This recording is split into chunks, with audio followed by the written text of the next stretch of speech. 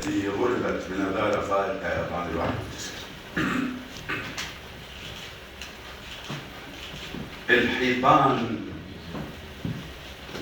الحيطان من خلود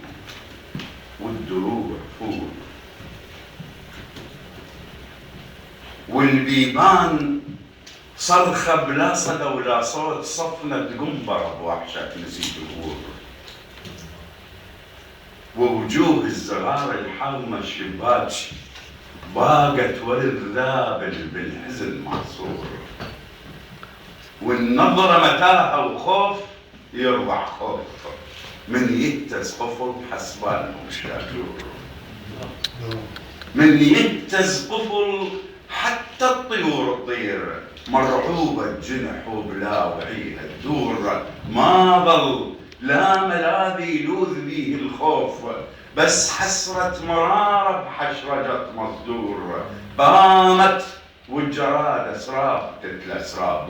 من تسكن الريح يعشعش المندور،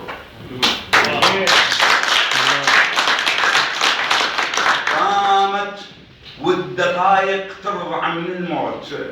كل لحظة بطبق كل ثانية بعاشور،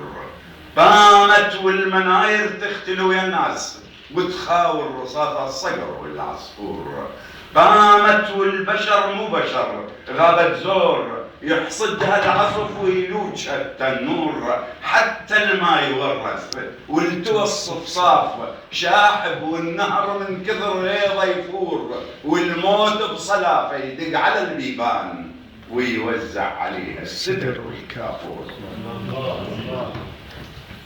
هنا دفتر كتابك، هنا حمامة بيت، هنا وصلت جديدة بشف طفل مبتور،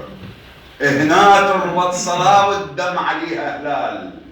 هنا مصحف جلالة من العصف منشور،